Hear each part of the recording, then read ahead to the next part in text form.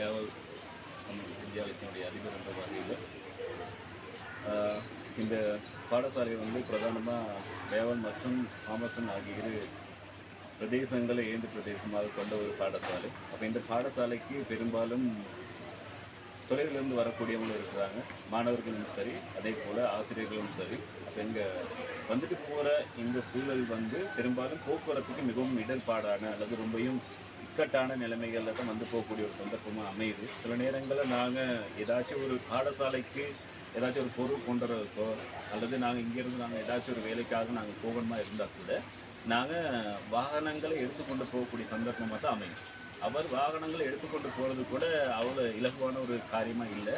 மிகவும் சிரமத்தின் மத்தியில் தான் நாங்கள் போக வர வேண்டி இருக்குது. அதே மாதிரி இங்கே தரம் 5 வரைக்கும் மாணவர்கள் வந்து நடந்து வந்து போனாலும் கூட கொஞ்சம் பாதுகாப்புக்கும் கொஞ்சம் இடர்பாடாக தான் அமையுது. ஏன்னா அந்தளவுக்கான ஒரு போக்குவரத்து பாதை வந்து முறையான ஒரு பாதுகாப்பும் இல்லை அப்படின்றது தெளிவாகவே இருக்குது. அது மட்டும் இல்லாமல் பார்த்தோம்னு சொன்னால் இங்கே தரம் 5க்கு அப்புறம் வெளி பாடசாலைகள், குறிப்பாக கலராக்கலை மற்றும் கொட்டக்கலை, கேம்பிரிட்ஜ் போன்ற பாடசாலைக்கு வருடந்தோறும் மாணவர்கள் வந்து சென்ற வண்ணம் தான் இருக்கிறாங்க. அப்படி போகிற மாணவர்கள் தினந்தோறும் இந்த இக்கட்டான இடர்படுற இந்த பாதைகளில் மட்டும்தான் போய்கொண்டு வராங்க.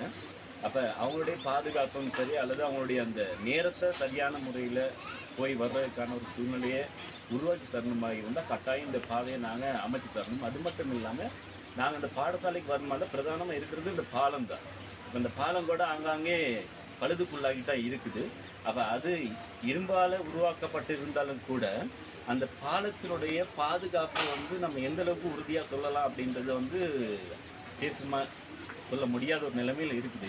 காரணம் ரொம்ப பழமையான ஒரு பாலமாக இருக்குது. அப்போ அந்த பாலத்தில் போகிறதுனா கூட கொஞ்சம் பாதுகாப்பு இல்லைன்ற ஒரு சூழல் தான் இருக்குது. ஆகவே பெரிய வாகனங்கள் எதுவுமே இதுக்குள்ளே வர முடியாத ஒரு சந்தர்ப்பமாக இருக்குது.